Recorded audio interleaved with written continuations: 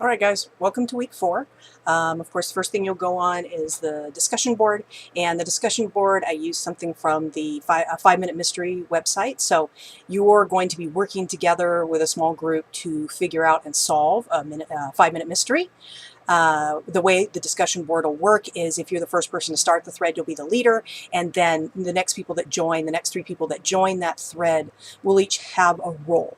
So we'll only have 5 different threads. So once the 5th thread is started, I'll go ahead and mark it so that you can't start a new thread, because you'll just be joining a thread, and then you'll have whatever role that is in the order that you join. And you'll see that's explained pretty well in the discussion board section.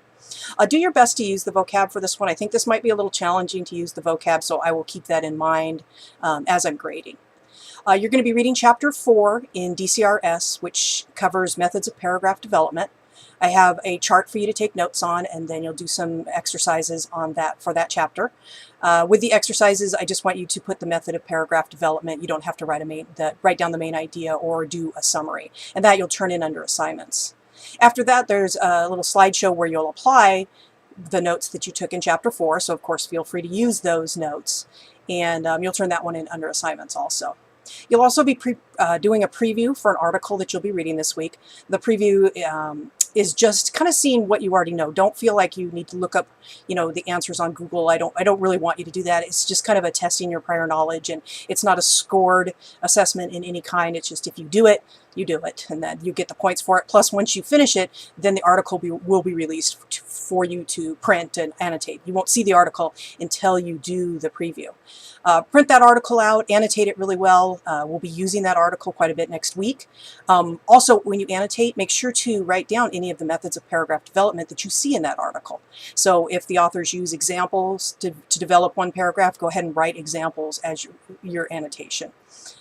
You're going to review your quiz also. I really feel quizzes are just practice, so I want you to go back and look at any questions that you got wrong and kind of analyze why you think you got that wrong. Sometimes that you don't know the information, but sometimes you just didn't understand the question. So I find it very valuable to analyze the questions. So you'll be doing a quiz review. That's what you'll do.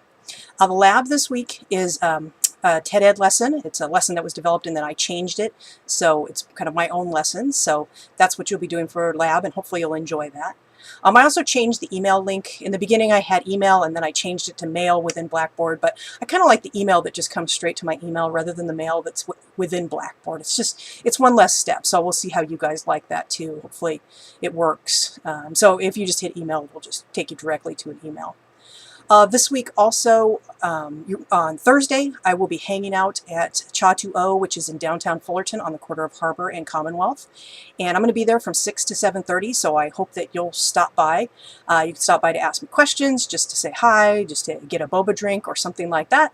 It's a pretty cool little restaurant with boba and smoothie and snow ice and food. So, if you just want to stop by and say hi, that'll be great. I'll just be there, probably grading papers and have my computer, and any questions, just come by so I can see you. All right? Or just come by if you'd like, so that, we can kind of catch up.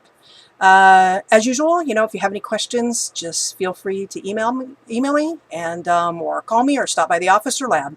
And I'll see you online.